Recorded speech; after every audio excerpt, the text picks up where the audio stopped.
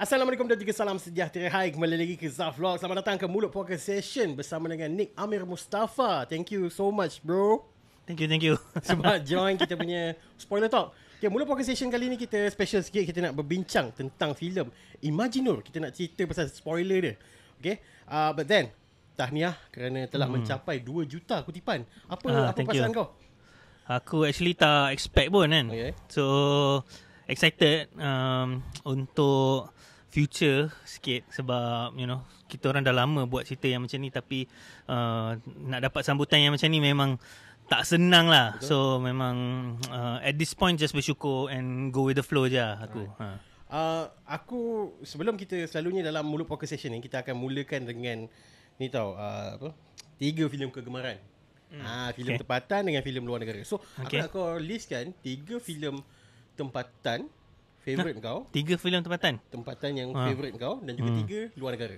But first, thank you so much kepada Jibril Publica sebab sponsor tempat dan juga makanan hari ni. Thank you so much, memang sedap. Kau boleh makan dia punya butter chicken dia kat sini memang mantap. Aku baru je lepas makan combo. Okay, kita sambung. 3 filem kegemaran tempatan kau.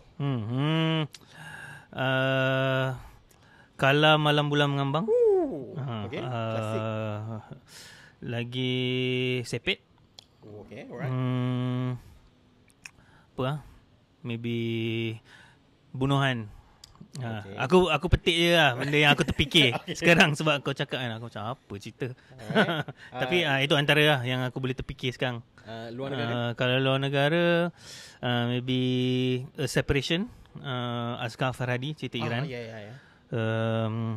Adaptation, Spike Jonze, Charlie Kaufman dia punya writer. Apa lagi? Cerita yang kalau nak petik je lah macam cerita 50 First Dates. Alright, Adam Sandler, okay. Ya. Ni aku petik je lah. Sebab aku suka banyak movie. Tapi kalau actually kalau nak sebut Parasite, macam Your Name, cerita anime tu. Ni ada baru nak keluar kan. Kau geng anime ke? Tak adalah. Aku zaman-zaman Dragon Ball lah. Membesar zaman Dragon Ball, One Piece apa semua tu aku layan lah kan. Tapi tak adalah yang sekarang ni kurang aku nak tahu sikit lah yang baru-baru. Okay. Mana kau dapat inspirasi untuk buat Imaginur? Aku dulu lah masa aku tengah study lah. Dulu aku background engineering. Lepas tu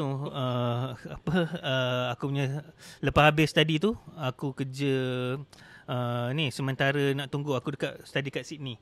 So aku nak apply for PR dekat sana. So sementara tengah tunggu tu aku kerja hotel lah, night shift. So bila night shift ni tak ada orang, aku duduk kat situ je. Aku get into filmmaking lah, macam baca buku ni apa semua. Dari situ aku dah mula tulis lah Imaginur ni. Sikit dia start dengan macam aku bayang, nama dulu dia Dream Journal. Aku nak buat cerita macam berkaitan dengan mimpi. Kalau kita boleh kontrol mimpi kita macam mana. Start dengan mimpi, lepas tu aku macam tengok interest dengan hipnosis, and then di-evolve lah sampai ke Imaginur sekarang. Especially bila co-writer cerita ni Reza Mihad join. So kita orang banyak bounce idea. Tapi actively start tulis tu dalam maybe 2017 macam tu. Okay, kau dengan Reza since when collab? Kill kan? Tapi before that tak pernah. Aku first time tengok dia dekat satu play ni nama Allah. Tu dekat Lot 10, kat atas Lot 10 tu, apa entah nama macam teater kat atas tu lah. Sebab aku sekolah sama dengan Idil Putra.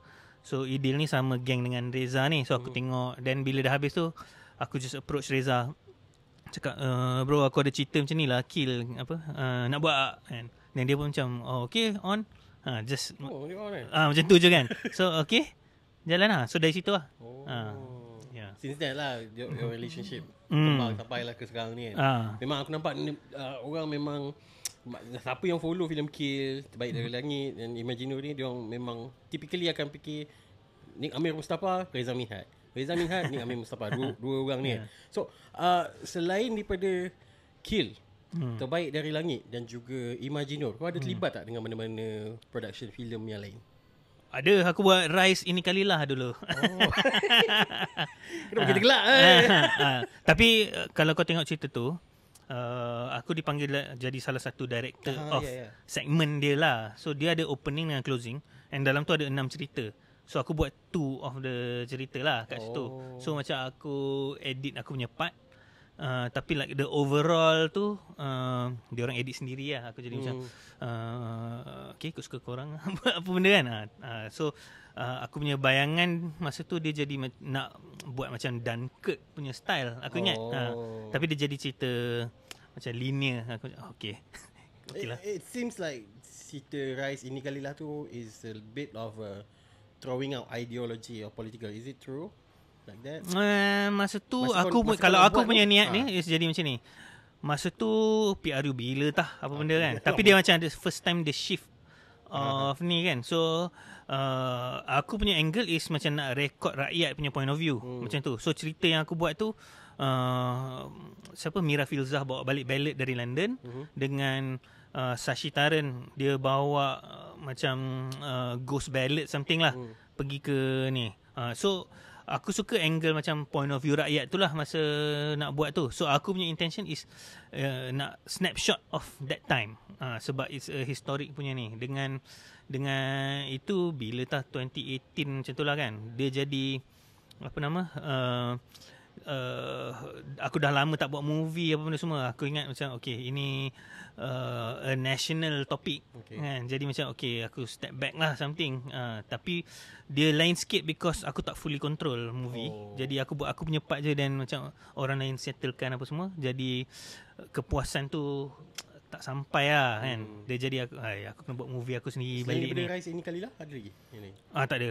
Aku run production company Lumatic Films ni. Kita orang buat iklan, TV punya content, telemovie lah apa benda semua. Ni selalu geng-geng iklan ni mesti filem dia gampak gila kan.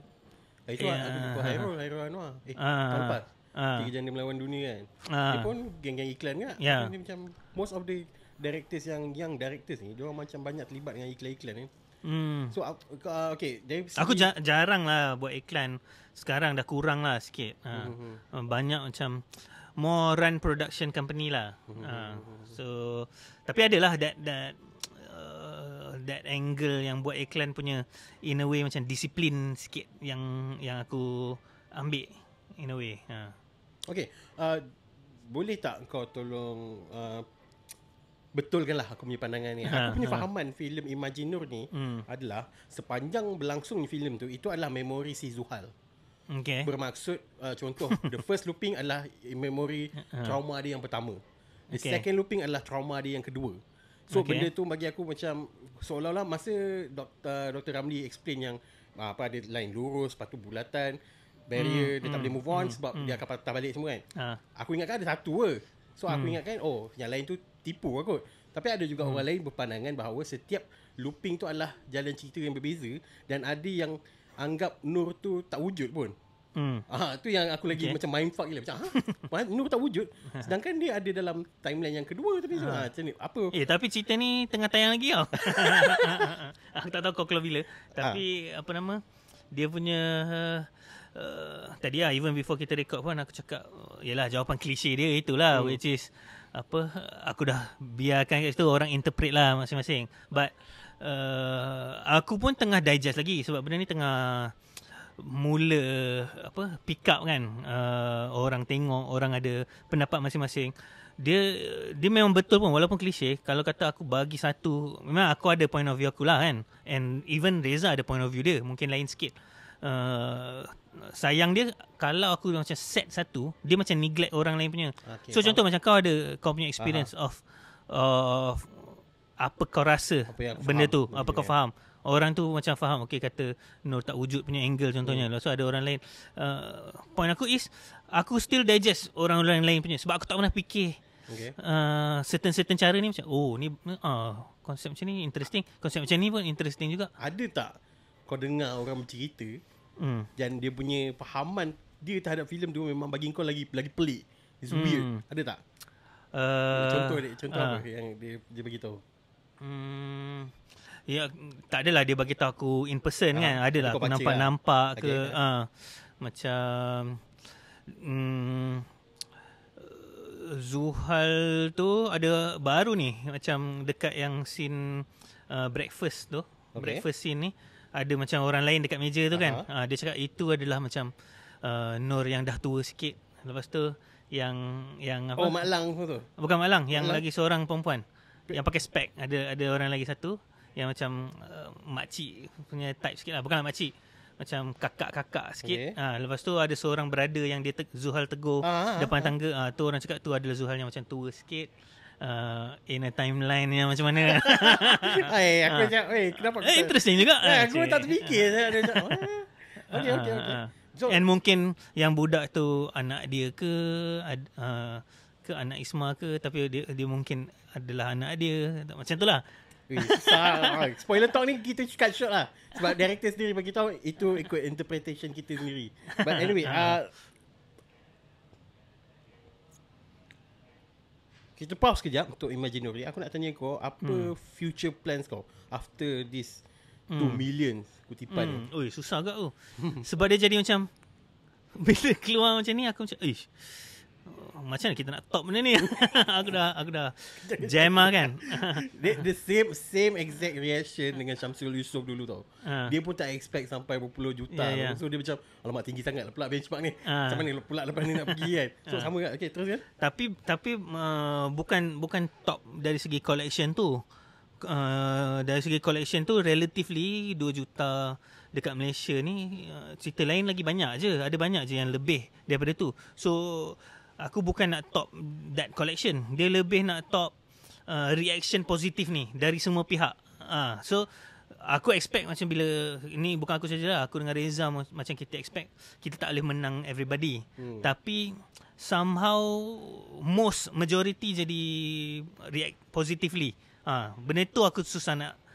In the future aku takut nak macam mana aku nak top benda ni.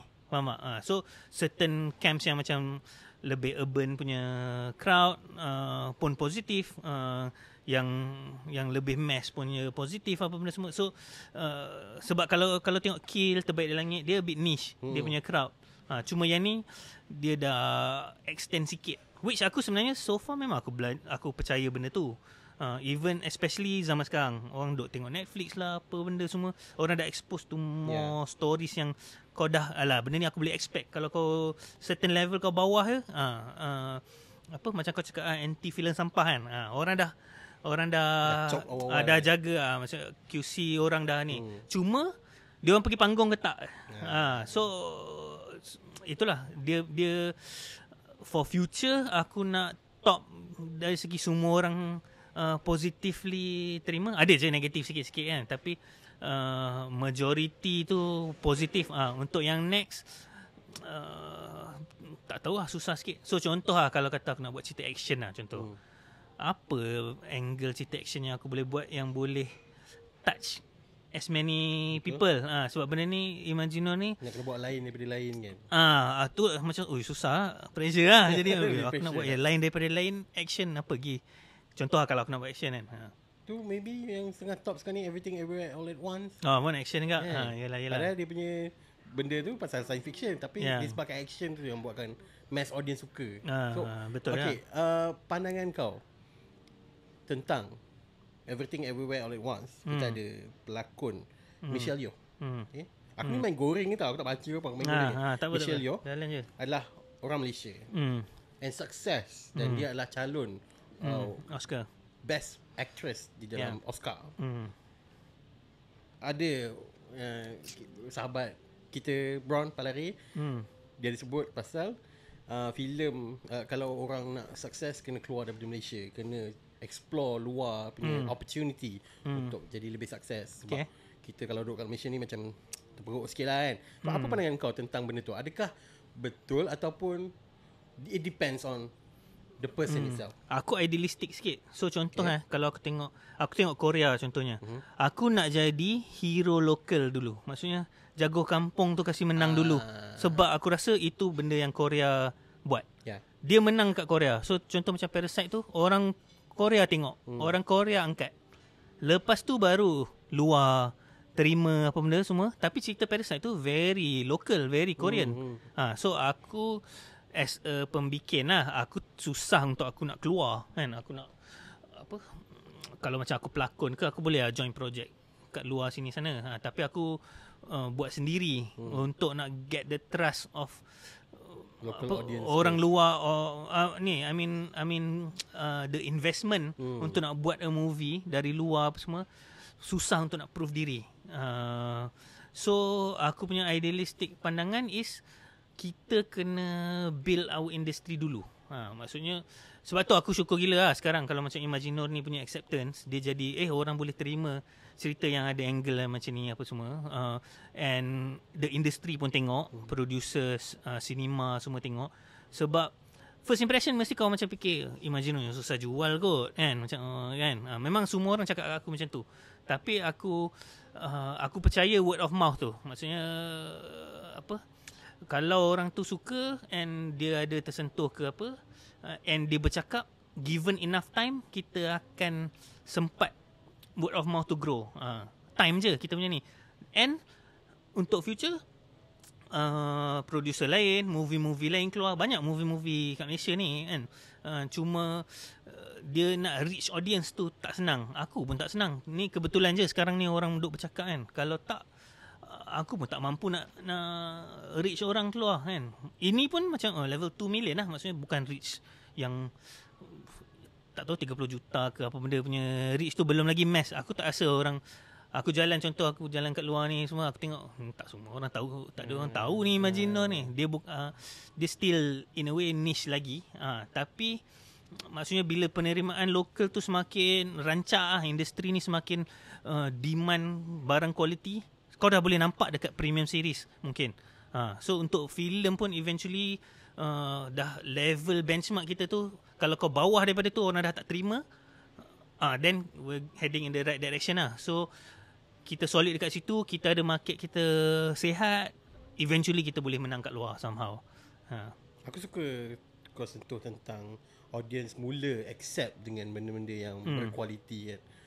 Tapi aku tak nafikan dalam Malaysia ni, dia bukan sebab ni tau. Antara salah satu sebab yang aku rasa macam susah untuk orang accept filem-filem yang berkualiti ni adalah pengalaman diorang sendiri. Diorang pergi ke Pawagam nak support filem tempatan. Lepas tu dapat cerita tu tunggu review kau. Cerita macam nak haram punya jahanam kan. So benda tu membuat kau orang jadi lagi jauh tau. Orang jadi macam tak percaya sangat. So trauma diorang tu memberikan efek kepada orang yang memang betul-betul nak buat filem. So apa pandangan kau terhadap pembikin-pembikin filem luar sana yang fikir bahawa nak buat filem ni buat duit saja. Diorang ada pernah dengar kes nak rolling duit, nak cuci duit. Benda-benda macam tu. Apa pandangan kau tentang? Kalau aku personally, aku tak boleh control lah. Dia orang nak buat apa, ikut suka dia lah, free market lah kan. But benda tu ada efek lah dekat the industry. Sebab setengah orang berjaya buat macam tu kan. Maksudnya dia buat je cerita apa benda pun, dia marketkan certain way, and memang dia dapat pun pulangan. Walaupun sebab benda ni bukan macam buat kereta contohnya. Kalau kau buat kereta, dia objectively boleh bagi, okay, kereta ni memang bagus sebab safety dia lah, dia laju lah apa benda ke kan. Ni movie, taste orang lain-lain kan. So kau tak boleh menang lah maksudnya. Memang akan ada kat mana industri pun macam-macam. Tapi bila audience tu dah set sendiri mana yang bagus ke tak ke, nak tak nak, katalah orang yang tadi yang nak take advantage of, nak buat duit je ke apa, kalau market tu dah demand benda yang berkualiti saja, dia orang pun kena step up game somehow. So ni memang sama-sama punya benda lah bagi aku. Dia bukan just sebab bukan just on producer saja ke, bukan just on penonton ke apa. Sebab contoh kalau macam aku satu movie je boleh buat. Last movie aku 10 tahun lepas kot. Jadi macam mana nak ni. Tapi bila aku buat tu, aku punya niat kan betul lah. Aku kena buat sebaik yang mungkin kan. Untuk producer lain pun ideally dia macam tu, tapi reality dia kita tahu macam mana. So siapa yang betul-betul nak buat tu, it's a slow game lah. Dia jadi kau kena percaya lah in a way. Aku idealistic sikit lah. Alright, aku sebenarnya suka tau bila mendengar pandangan-pandangan pengkritik filem terhadap sesebuah filem, especially filem-filem yang berkualiti lah. Okay, aku difahamkan geng-geng korang ada sebut Kita orang bukannya nak buat filem art house, tapi itu semua ada interpretasi audience tu sendiri terhadap filem korang kan.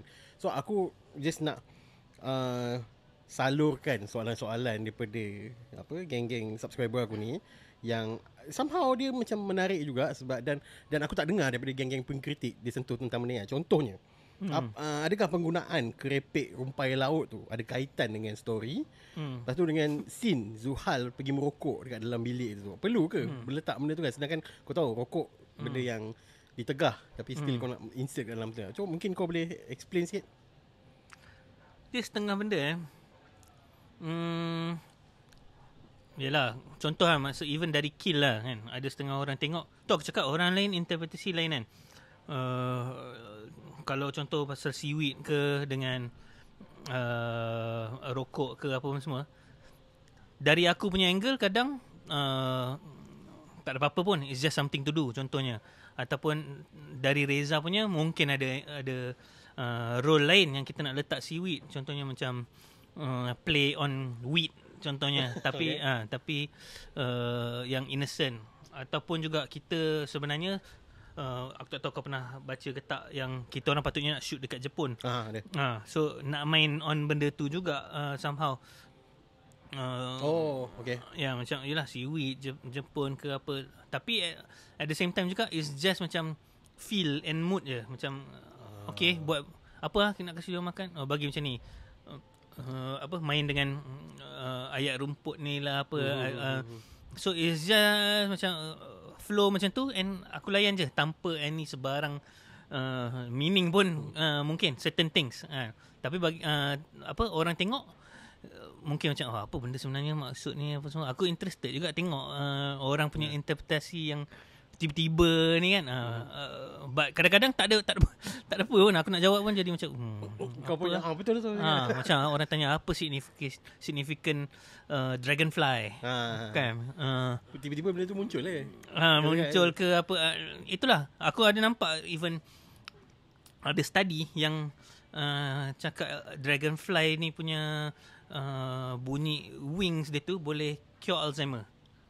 Something aku tengok. Tapi itu adakah itu intentional ataupun tidak? Itu munculnya dragonfly kat dalam sequence. Tak, memang ada kat situ. Masalahnya dekat tempat tu ramai orang cakap macam CG ke apa semua. Kau ingat aku banyak duit ke Mat? Tapi aku tak tahu kenapa kita pacak kamera, contoh dalam bilik ni kita pacak ke sana, dragonfly tu pergi ke sana. Kita pusing style pula tu. Dia pergi sana. Every shot dia pergi. So aku okay. Lepas tu orang interpret aku okay lah. Okay, bercakap pasal shooting dekat Jepun tadi tu kan. What if kalau there's no pandemic dan kau pun berjaya bawa kru semua pergi shooting kat Jepun kan. Adakah akan ada perbezaan ni antara the final cut yang sekarang ni dengan yang kau plan pergi ke Jepun? Ada, tapi the core tu sama je. Okay. It's just kalau macam ending ke apa, dia macam setting je lah. Cuma mungkin detail dia lain sikit, sebab kita punya macam in a way lepas dah lama tulis tu, eventually kita punya tema yang kita hook on, ada satu tema yang nama dia Ikigai. Ikigai ni maksud dia meaning of life. Jepun punya approach lah. So kita tie in kan benda tu, tapi walaupun tak ada Jepun pun meaning tu still ada lagi. So macam kita nak explore tema meaning of life ni sebenarnya, macam kita ni siapa sebenarnya kan, macam kita terdiri daripada kita punya memories. Tapi kalau memories kita ni rosak ke terlupa ke apa benda, siapa kita, macam tu. So tema tu still sama, cuma just setting je berbeza lah. Itu je. Okay.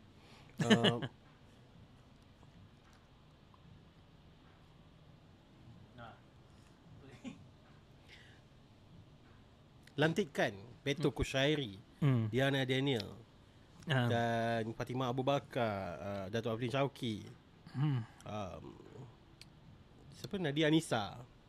Kelima-lima pelakon utama untuk filem Imagine Nur ini, adakah mereka ini adalah pilihan korang yang memang daripada korang asal tercetusnya Imagine Nur, ataupun ada proses casting semua tu? Dia tak adalah casting sangat. Dia lebih macam Masa kita tulis tak ada. Sebab tulis ni lama gila. Tu kata aku tulis start cerita tu dari sebelum Kill tu dah 10 tahun lepas kan. Tapi aku revisit balik apa semua dalam 2017 macam tu kan. Lepas tu Reza join untuk macam kita discuss apa semua, memang tak ada idea langsung sesiapa lah. So by the time macam kita mula nak pre-production apa benda semua tu, kita ada dapat dana Finas. So masa nak approach dana tu kena dah cakap orang. Siapa? So masa tu kita mula fikir siapa. So bila kita dah fikir tu, kita terus approach lah. And casting tu kat Malaysia ni tak adalah casting sebab siapalah aku nak casting kan orang-orang apa kat Malaysia ni punya pelakon kan. So kau dah tahu dah sort of macam dia orang ni punya potential. Contoh macam Beto, aku memang dah admire lama lah. Dia ni memang power lah kan. Memang siapa nak bawa Zuhal ni memang Beto lah. Apa ni not just craft berlakon, attitude, real life macam mana orangnya. Tapi macam kau pernah bekerja dengan Beto sebelum ni? Aku tak pernah. Tapi kau dapat impression aku pernah produce lah. Lumatic pernah buat Gadis Kosmos dulu. Itu ada Beto. Tapi aku sendiri tak pernah direct dia lah. So ni first time lah direct dia. So dia jadi macam, sebenarnya kat Malaysia ramai pelakon yang power, cuma kau tak dapat tengok dia dalam naskah-naskah yang betul-betul shine kan dia kan. So kau kena macam agak. So aku dengan Diana pun aku dah lama macam, dia ni power ni. Mesti ada something lah dia boleh bawa kan. And bila aku jumpa dia, memang dia tu intelligent and attitude okay, boleh ngam apa semua, tanya soalan yang betul. Then okay, so aku bukannya memilih sangat macam ada beratur A-list pelakon aku nak tak ada lah kan. Mana yang ngam jalan lah. Macam tu kan. Okay. So maksudnya memang it goes with the flow lah. Bila kau nak cari orang tu, tiba-tiba terfikir dia orang ni sesuai untuk okay. Bercakap tentang lakonan-lakonan, contoh macam Beto dan juga Diana ni semua kan. Sebenarnya aku tengah goreng ni, tapi aku tak apa. Goreng je. Sebab tadi aku ada macam nak tanya pasal dua orang tu. Siapa? Yes. Cakap pasal skrip. Skrip adalah benda yang paling semua orang puji lah. Okay? Kita nampak natural as fuck diorang dialog diorang dalam ni memang tip top lah. Kan? Berapa persen yang keluar dekat Pawagam tu adalah sama dengan apa yang kau tulis dalam skrip? Aku rasa maybe 90+% lah. Wow. Okay. Sebab cerita ni kompleks sikit. Dia tak boleh kalau tak ikut memang merapu je. So memang kena spesifik lah. So even macam cara kita orang tulis lah, aku dengan Reza ni, kita orang punya skrip tu, actually ramai orang cakap skrip kan, tapi skrip tu the whole thing kan. Dialog tu dialog saja. Cara kita orang tulis skrip tu, orang ni gerak ke mana, aku lebih, mungkin sebab aku punya engineering background, aku punya detail ni aku lagi meticulous. Maksudnya orang ni jalan ke sini, specifically aku tulis dia pegang apa benda semua. Benda tu aku particular tulis sebab aku nak kena bayangkan apa benda cerita ni.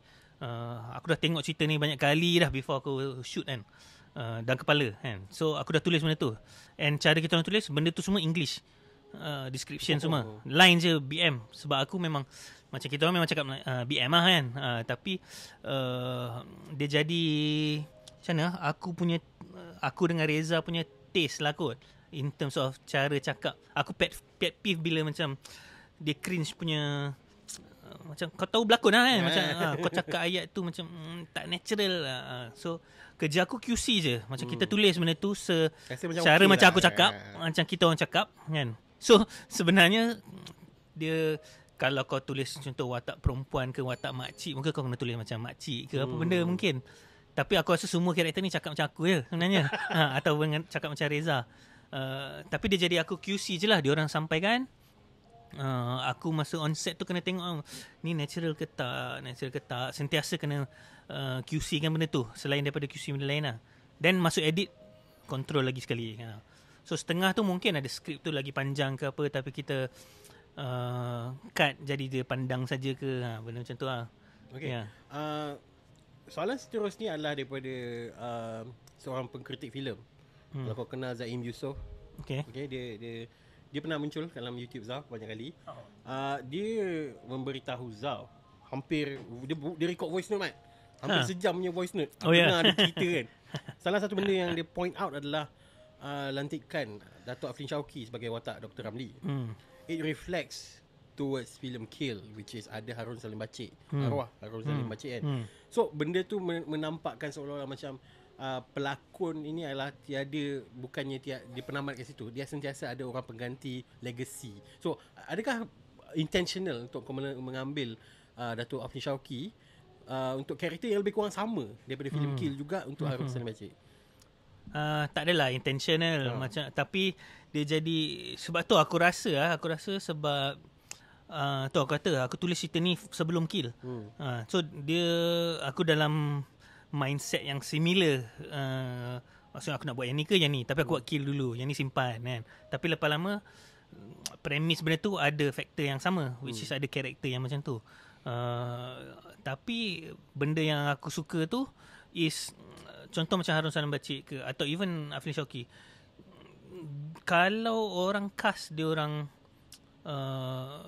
like typically kan, contohnya mungkin dia punya persembahan tu lagi besar, macam kau macam expect macam okay buat pelawak ke apa. Ini macam besar juga, tapi aku try macam sekecil yang serius sikit. So aku suka that offbeat punya casting yang macam tu, yang dia role sort of serious tapi presentation dia macam janggal sikit. Dia punya strange tu aku suka lah. So casting yang macam tu pun, yelah kalau tak aku ambil cast macam orang yang pelakon serius dalam role tu, dia jadi dry lah. So aku suka that quirky lah maksudnya. And kebetulan dua tu ada in those two movies lah. Tapi tak adalah aku intentional nak sambungkan. Tapi nampak lah dia punya chemistry tu. Sebab aku suka Dato' Aflin Shauqi since aku kecil lagi. Since bully balik aku memang follow dia. So bila dapat tengok dia balik kembali ke screen, sebab aku rasa dah lama dia tak muncul. Bila dia keluar dia macam wow, shock gila kan. Dah lah dia dapat sempat selit lawak sini sikit sana sikit kan. So benda tu aku sangat appreciate lah untuk filem ni, untuk kembalikan Dato' Aflin Shauqi. Alright. Okay, dalam review aku ada cakap aku tak tahu lah kau kembang apa kan. Aku cakap Nik Amir Mustafa adalah Christopher Nolan Malaysia. Oh gila babi mat, tinggi mat. Terus Reza message aku kena sakat tu.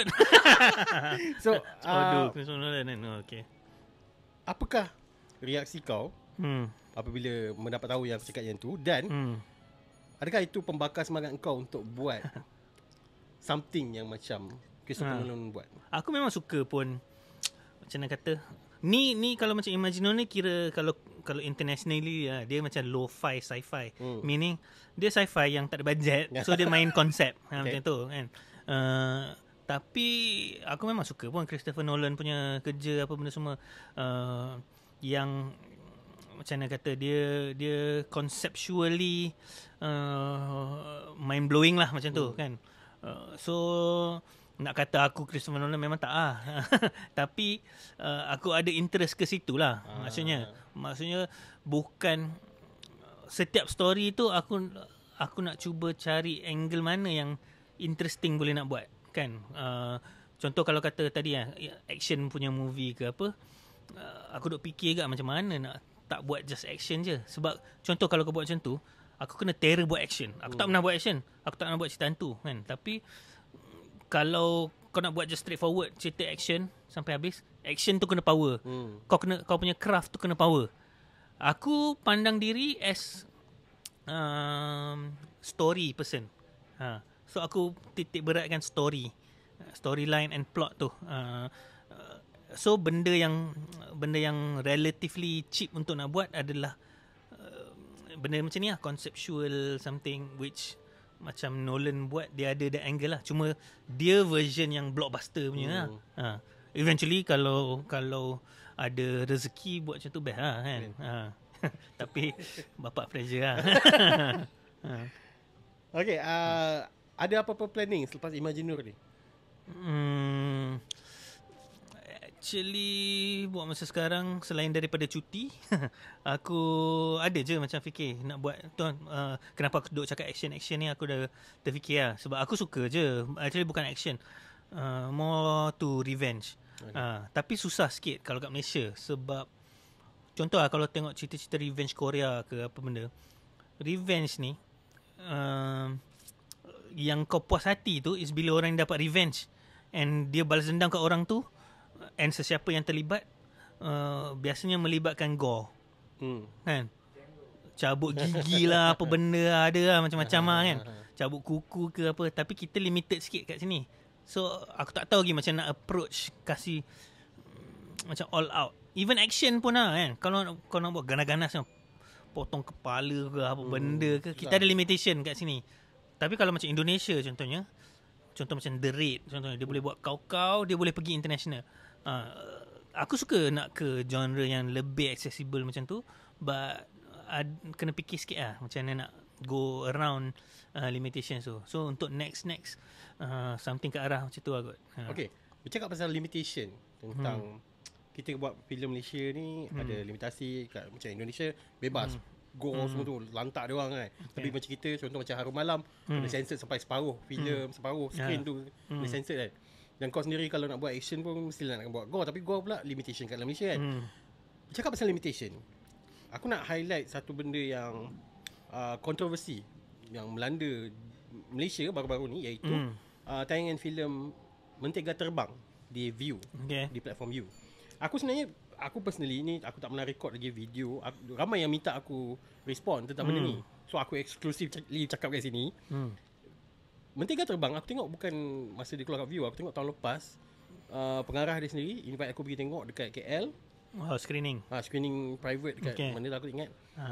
Dan aku honestly, aku enjoy. Dia punya technical. Dia punya visual.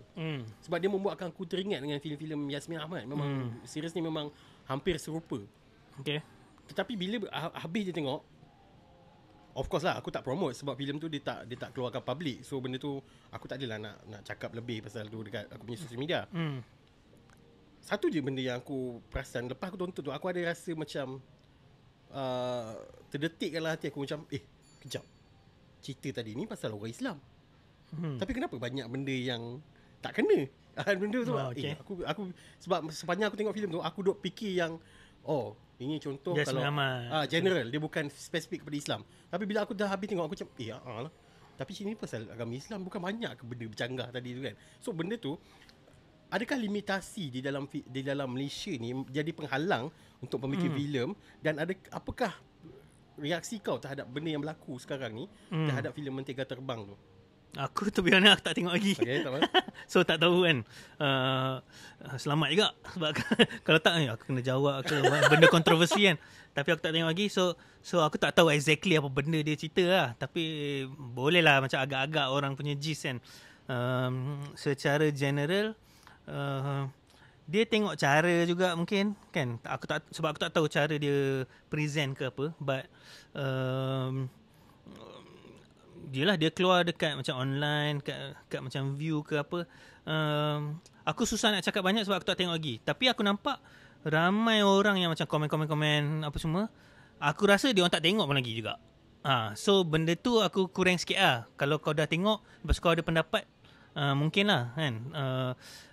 Tapi kalau macam aku tak tengok lagi, aku tak tahu nak bagi exact apa benda. But dari segi openness lah, maksudnya kalau nak buat je apa, dalam konteks Malaysia, aku rasa kita kena sensitif sikit. So kena ada cara kau nak approach lah. Kalau kata depends apa benda yang kau nak cakap. Kalau benda tu memang sensitif, sama ada kau sengaja nak provoke ke, ataupun tengok niat macam mana, ataupun kau nak in a way macam berdakwah tapi a different way ke. Tengok niat orang tu lah. Tengok cara kau buat benda tu. So aku tak tahulah cara dia orang buat. Kau pernah tengok Spirit Gravy tak? Tak tengok kau. Mana aku nak explain? Padahal menang FFM aku tengok. Sorry. Nanti aku tengok. Sebab premis dia sama. Bukan sama lah. Cara dia orang provoke tu adalah benda sama. Contoh Aku cerita sikit lah tentang Split Gravy kalau korang tak tahu. Split Gravy. Okay, jangan. Ni spoiler talk, spoiler cerita lain lah. Cerita tentang watak Rahim Razali yang lakonkan. Seorang bapa yang dia terlihat ada malaikat maut datang menjemput dia. Kan? Okay. Yang dua pakai baju kot kan. So, dia boleh nampak dan dia boleh pula tertanya bila dia mati. Ada lebih kurang dalam sehari lebih. Okay. So konsep tu sebenarnya bagi aku benda tu dah langgar dah tu. Dia gila apa. Sejak bila pula kita boleh nampak benda-benda macam ni kan. So tetapi filem Split Gravy telah mendapat FFM ni filem terbaik. Walhal dia punya premis memang dah obviously langgar. Konsep apa tentang agama Islam semua tu kan. Dan aku baru dapat tahu yang untuk tayangan FFM dan juga sinema ending dia diubah. Oh ya. Yeah. Ending dia adalah sabarlah aku tahu. Ending dia ubah. Yang menyatakan bapa dia hanya mimpi saja. Oh okey. Mimpi, kunci untuk mimpi. sinema. Untuk sinema rilis dan FFM. Tetapi di dalam Netflix adalah ada original cut. Okey. Yang penghujung ni memang benda tu terjadi. So pandangan kau sebab ada dua version yang keluar. Maksudnya satu diterima, satu kena kecam macam tu lah. Satu kena kecam. Dia macam Mentega Terbang tu memang obviously dia tak ada version lain lah. Dia satu version je. Memang kena kecam. Tapi Split Gravy pun premisnya menyentuh benda yang sensitif. Tapi tak ada orang bincang pasal benda tu. Bagi kau macam adakah itu fair untuk kita judge Mentega Terbang macam tu saja, ataupun kau rasa macam Split Gravy pun perlu diperkatakan sekarang ni? Susah topik ni. Lagi kita nak sebut pasal macam ni. Ya, tak. Aku rasa dia jadi kalau kau nak tengok benda yang langgar ke apa semua tu, siapa yang judge benda tu, faham tak? So contoh lah kalau kata pembikin tu non-Muslim contohnya. Lepas tu dia buat any topik pasal yang bukan Islam punya benda lah contohnya. Kita okey kan maksudnya masyarakat tak kisah kan, ataupun yalah dia sebab kita majority is Malay Muslim kan, so kita lebih sensitif ke situ lah, masyarakat kita lagi sensitif. So somehow aku rasa dia kalau kau tengok daripada bukan cerita tu pun cerita lain pun ada je benda yang langgar, tapi macam kita okey pula kan, macam cerita hantu-hantu ke apa ada je betul ke macam ni, tak apa ke kau nak apa contoh lah hantu bomo cerita yalah ada some kind of hantu yang kau puja ke apa ke, benda tu pun langgar juga, tapi fiction, maksudnya kau tahu tu cerita fiction, cuma dia nak macam fikir kan, kasih kau tengok langsung macam kau fikir something. Ini isu dia is topik tu macam maybe lagi sensitif mungkin kan, tapi dia still fiction. Dia present kan. Kalau aku personally masalahnya dua-dua aku tak tengok, but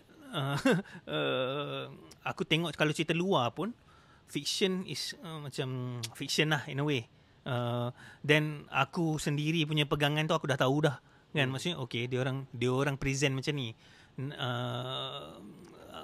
okey aku suka korang lah. Aku lebih concern dengan cara dia orang shoot macam mana, cara dia orang berlakon macam mana, benda tu argument dia orang ni valid ke tak against apa yang aku fikir.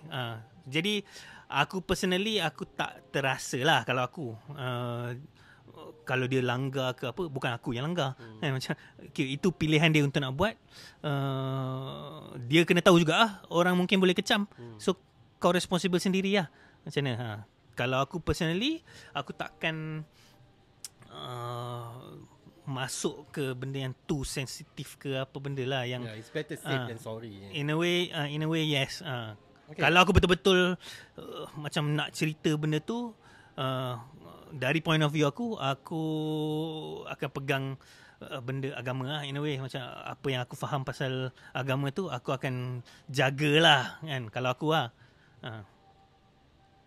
Sekejap, tadi ada jumpa soalan, lepas tu dia macam hilang pula kejap. Okay, kau sendiri, okay kita balik kepada Imagine. Kau sendiri cakap yang filem ni based on interpretasi audience itu sendiri. Tetapi kenapa perlu ada looping setiap kali benda tu. Apa signifikan dia? Kenapa kau buat filem ni? Dia punya cara penceritaan tu pergi patah balik. Pergi patah balik. Nanti kat hujung tu baru reveal something. So benda tu macam mana orang nak, memang based on interpretasi orang, tapi apa niat asal kau buat filem ni macam mana? Niat dia jadi, kalau kau tengok ni memang cerita tu betul macam 90%, 95% macam tu kan. Aku memang interested dengan, ni bukan aku je lah, bila aku cakap aku tu, aku dengan Reza. Kita orang interested untuk tengok perspektif orang yang dalam condition macam tu. Maksud dia punya point of view macam mana. Which involves looping. Maksudnya buat benda ulang-ulang. Kalau kau terlupa something kan, kau ni dah buat ke tak? Sebab aku pernah tengok satu macam dokumentari ni lah. Dia jaga bapak dia yang Alzheimer. Lepas tu dokumentari team ni dia pergi dekat yang anak ni, pergi pakaikan macam earphone, pasang bunyi macam white noise, lepas tu macam pakai spek yang macam kabur macam tu. Lepas tu dia pakai glove besar. Lepas tu dia buat ada 10 task kau kena buat. Okay, kat rumah lah. Simple je, benda macam kemas rumah, basuh pinggan ke apa. Tapi kau kena buat tau. So, dia dalam kondisi macam ni. Lepas tu macam tak nampak. Lepas tu macam tangan dia ni, dia pegang benda betul-betul. So dia buat lah. Okay, step 1, kena kemas rumah. Buat. Lepas tu dia dah jadi confused eventually lah. Lepas halfway, aku dah buat ke belum benda ni lah. Macam tu, buat balik. Confusion dia tu, dia duduk ulang. So, itu yang pakai benda-benda macam ni. Macam mana kalau betul-betul dalam kepala orang ni? Kan? So, itu kita nak buat. Daripada fahaman kita orang, daripada apa yang kita baca apa semua, ada the element lah of looping, and kita pun baca ada satu macam myth ni, nama dia myth of Sisyphus. Mitos ni, Sisyphus ni dia duk tolak, aku tak ingat apa, macam batu ke apa naik atas bukit, lepas tu batu tu jatuh balik, dia pun tolak balik. Nampak macam pointless punya tujuan tau. So apa, tapi benda filosofi ni Reza lagi into lah. So dia pun macam fitkan aku, campur dengan yang aku cakap tadi tu. So come up lah dengan apa, angle looping ni. Okay. Aku daripada fahaman aku, looping tu dia menguji kesabaran aku lah. Sebab dia sama juga dengan Zuhal yang menjaga bapa dia yang Alzheimer. So dia kena tahap kesabaran dia yang sangat tinggi untuk buat benda yang sama untuk bapak dia kan. So benda-benda macam tu bagi aku macam it's a realization lah, yang nak menjaga dan juga mempunyai ahli keluarga yang ada Alzheimer ni bukannya senang, memang susah kan. So Alzheimer ni dia panggil, another name for Alzheimer is the long goodbye punya disease. So dia bukan efek kau je, dia efek orang sekeliling kau. So itu pun benda yang kita nak capture juga, which is ni bukan cerita pasal kau je maksudnya. Dia efek orang lain juga. Sebab kalau kau dah lupa, kau lupa lah kan, dan kepala kau macam mana. Tapi orang kat luar ni tak lupa ni, tak ingat apa. Dia tahu kau ni macam ni, kena jaga. Dia efek kalau macam kau sakit benda lain, dia memang ada orang lain jaga, tapi kau tu memang kau sedar kau ni sakit tangan ke apa semua. Dia lain sikit, that specific disease.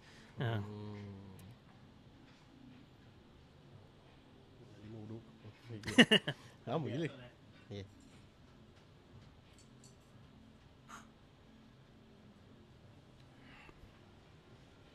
Ni orang tanya kat ni macam-macam, ada Instagram, ada dekat Facebook. Facebook tak ada. Pelik tak ada. Kenapa twistnya macam dia kena sedar tak macam setengah benda kita orang buat tu ada yang intentional, ada yang tak juga. Orang put meaning to it kan. Tapi aku layan je kan. Kenapa nama Kaisara Izara Imani? Siapa sebenarnya? Tanya. Itu kalau kita orang lah, just a play on masyarakat kita suka bagi nama special panjang-panjang apa benda semua kan. Okay. Alright, ni ada satu soalan yang aku daripada mula filem ni keluar, memang akan ada orang sentuh tentang Eternal Sunshine of the Spotless Mind. Yalah. Okay, apa respon kau terhadap the accusation oleh orang-orang yang tak pernah tengok lagi cerita ni? Lepas tu dia tiba-tiba kata, tengok trailer pun dah tahu dah ni tiru Eternal Sunshine. Tak nak tengok lah. Tak nak tengok lah, malas aku. Cerita Malaysia suka tiru. Sebab takkanlah akan jadi se-best Eternal Sunshine kan. Sebab Eternal Sunshine dah best gila kan. So orang kita memang macam tu kan, macam setengah memang judge dulu before anything kan. Macam aku cakap tadi Mentega Terbang tu mungkin dia tak tengok pun tapi dah tembak dah kan. Mungkin dia tengok tapi dia tembak, okay fine, kau ada pendapat, so terima je, aku terima any pendapat. So kalau macam Eternal Sunshine ni, respon aku is memang ada elements, tapi kalau kau dah tengok kau pun tahu okay, betul ke Eternal Sunshine ke tak kan. Aku rasa Imaginor ni dia datang daripada pelbagai taste aku and Reza. Cerita-cerita yang kita orang suka, benda-benda yang kita orang hadam. So ini taste kita orang. So kita orang memang tengok Eternal Sunshine. Kita orang memang suka Charlie Kaufman punya writing. And macam-macam movie lah. Tak ada orang cakap The Father ke contoh. Aku tak pernah tengok The Father. Tapi yalah macam-macam lah, ada a few cerita. Mungkin aku tengok cerita ni, mungkin aku tengok cerita tu. So and music and apa lagi, angle movie yang lain, buku ke yang kita orang baca, macam aku cakap filosofi tadi, semua tu jadilah cerita ni. So ini aku punya and Reza punya macam taste in a movie. So kebetulan memang ada Eternal Sunshine pun kita orang tengok juga. Dan adalah ada elemen juga mungkin. Ya. Zuhal ada Alzheimer macam ayah dia juga ke dia lupa sebab trauma?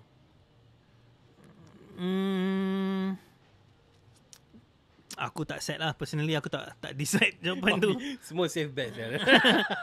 Aku tak macam okay ni sebab ni. Sebab bila kau tanya ni baru aku macam nak kena fikir kan.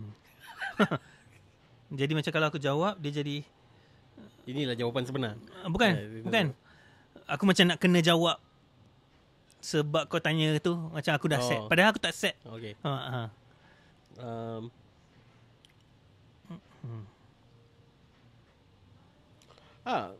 Nur mati sebab apa actually setengah orang tak tahu pun Nur mati pun. What the fuck? Tak ada je orang yang macam Nur mati bila masa apa, faham tak? Itu depends on macam mana kau fokus lah kan.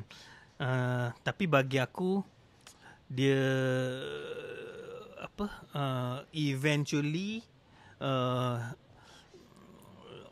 just mati tua, something like that lah. Kalau aku lah personally, dia jadi sebab kalau kita perasan lah, memori Zuhal tentang Nur adalah waktu Nur muda, waktu 20, 30, 40 je. Tak ada pun nampak dia waktu tua ke apa kan. So mungkin dia mati awal. So mati awal kita nak tahu benda kan. Bagi aku tak mati awal. Sebab scene tu dah tua. Maksudnya zaman dah tua, imam tu macam cakap nama dia, sebut nama dia dekat scene kubur macam tu. So and Nur pun cakap we had a good life. Cuma that block kita orang tak shoot and Zuhal pun lupa. So bagi aku dia just natural causes lah. Jawapan dia bagi aku lah. Okay. Ke kau ada masa kau tengok kau fikir lain? Aku fikir dia mati awal. Sebab tapi tu fikir juga sebab we have a good life kan, mestilah lama. So benda tu ada efek. Sebab kadang-kadang dia memberikan efek kepada pasangan ni adalah sebab kau dah duduk lama dengan dia, ada banyak gila memori dan kau memang akan lupa certain things. So benda tu dia cuba rediscover balik benda-benda yang dia lupa tu. But anyway, I fucking love Imaginor. InsyaAllah nanti mana tahu dia dapat top 1 dalam top 10 movies 2022 3 ke kan. Tak tahu lah lepas ni ada filem lain ke apa kan. Baru awal tahun kan. Okay, ada tak something yang kau nak tambah di dalam Mulut Podcast Session ni yang tak sempat sentuh? Sebab kebanyakan soalan-soalan general dan yang kau dah jawab pun. Benda yang contoh macam dari segi audio, sebab aku spesifik kepada movie Imaginor ke apa? Dia punya contoh production audio dia ke apa ke, memang TikTok ke ataupun geng-geng. Tapi satu lah aku lupa nak mention dalam review.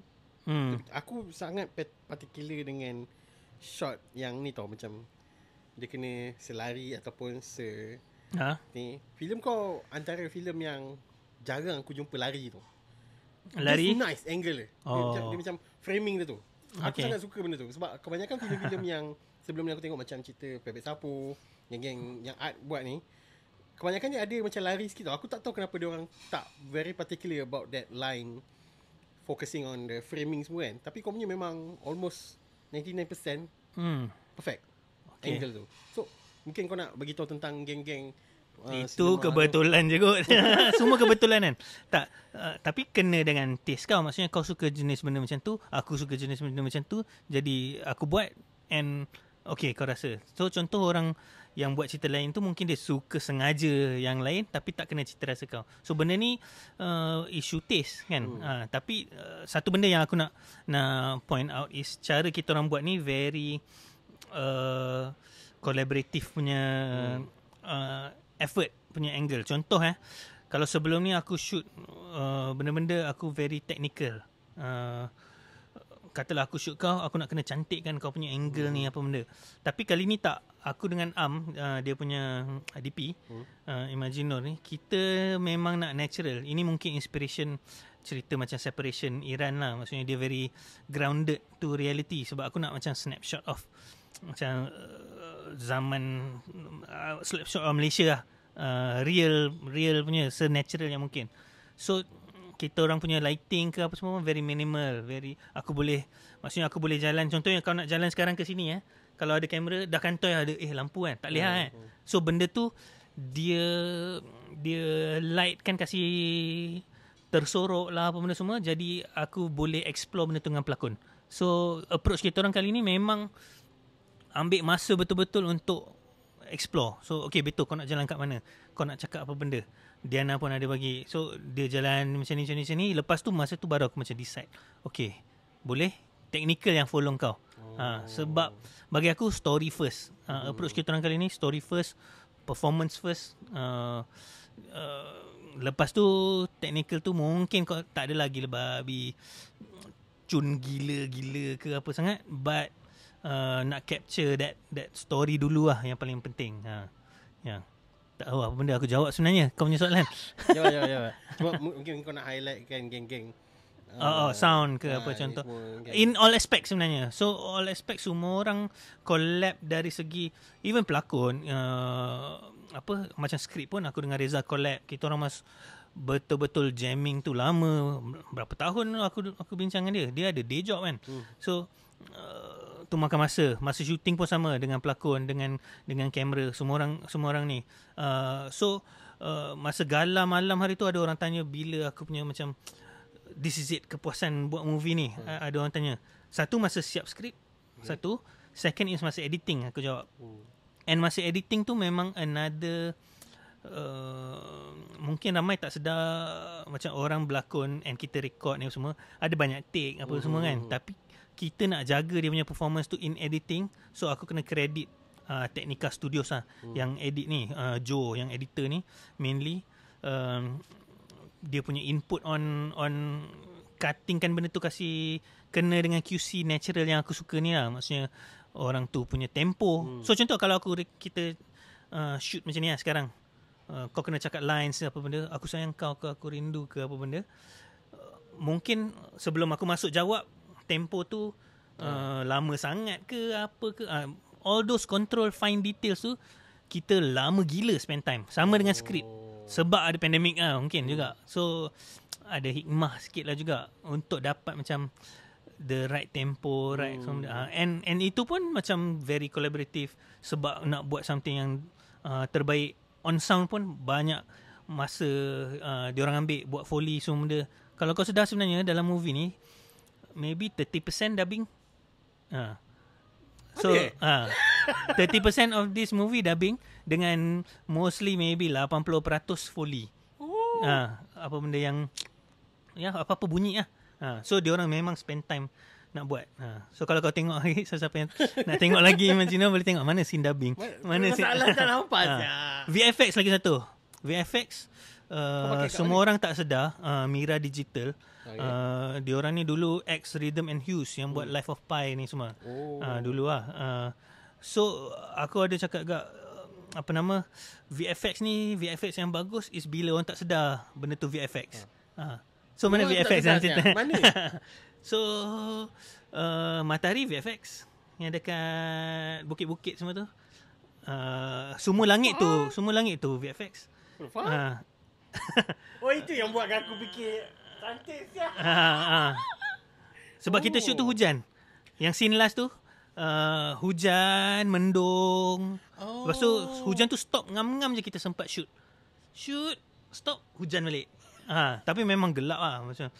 So yalah, jadi scene matahari kan. Cantik siap. So geng VFX ni memang main peranan lah. So yang dia teleport tu, in a way teleport kan, dia pakai mesin, lepas tu kita pergi kat mata, lepas tu dia pergi buka balik. Tu pun VFX juga obviously kan.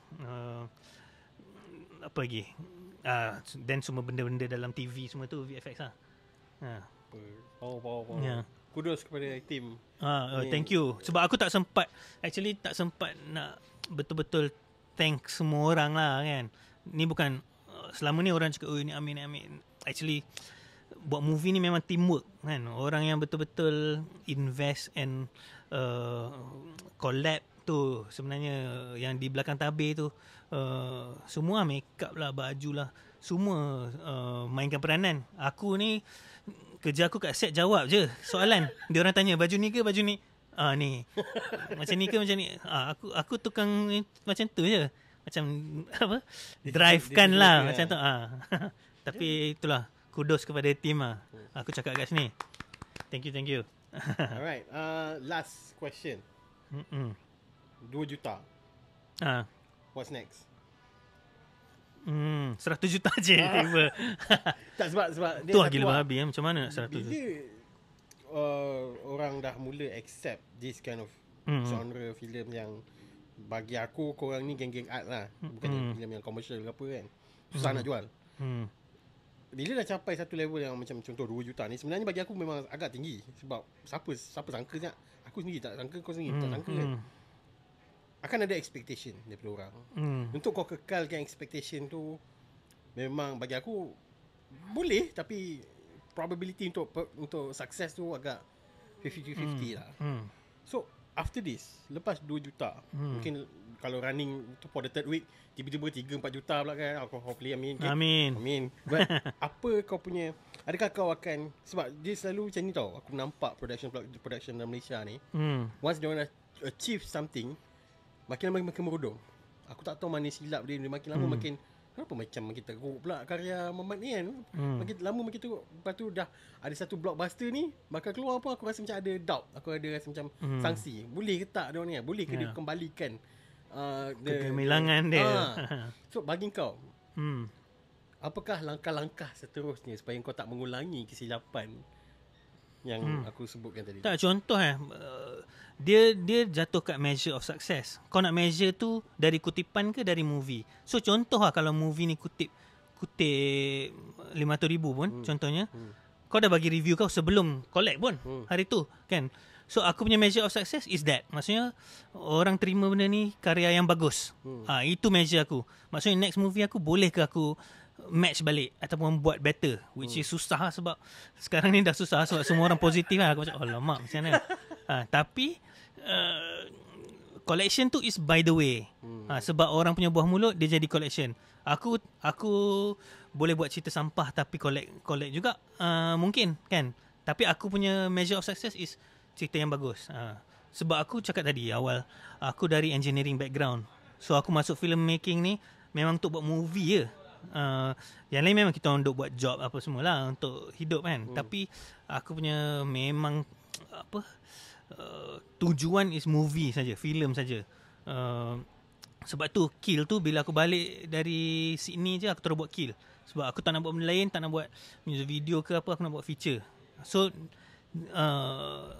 QC aku and aku punya target adalah untuk buat yang movie yang aku rasa bagus, dengan harapan ramai orang juga macam Imagino ni rasa benda tu bagus juga, benda yang boleh dibanggakan. Next is bukan hal kutipan bagi aku, bukan hal 2 juta ke berapa juta ke, sebab benda tu relatif lah by the way kan. Aku sentiasa macam tengok keluar macam tu. Kita punya industri ni lagi ramai boleh terima cerita macam ni. Cerita ni even boleh compete outside. not just critically tapi commercially juga. Something yang contoh Everything Everywhere All at Once, dia Oscar buzz kan, tapi bila datang kat sini orang macam apa cerita ni, macam havoc gila. Aku siap boleh bet tau dia release nanti tak main pun tengok orang laku kan, padahal best gila. So itulah measure of success aku is movie yang aku rasa best. Kalau aku nak buat action ke apa benda, tu version yang aku rasa best. Harapannya is kritik-kritik dan penonton pun rasa best dulu. Itu sukses untuk aku. Dan duit tu nanti lah. Good. Aku suka dia punya vision. So thank you so much Eh, Amir. thank you so much kerana sudi panggil aku, meluangkan masa untuk Mulut Puaka session hari ni. Thank you so much. InsyaAllah teruskan korang punya sokongan untuk filem Imaginur masih lagi di Pawagam. Okay. Thank you to Jimbril Publica kerana sudi sponsor tempat sangat cantik semua ni dengan makanan lagi. Jangan lupa untuk makan butter chicken dia orang dekat sini. Memang sangat sedap. So itu sahaja untuk Mulut Puaka session Spoiler Talk Imaginur pada hari ini. Jumpa lagi pada Zaflog yang akan datang. Thank you so much Amir. Thank you. Thank you. Assalamualaikum.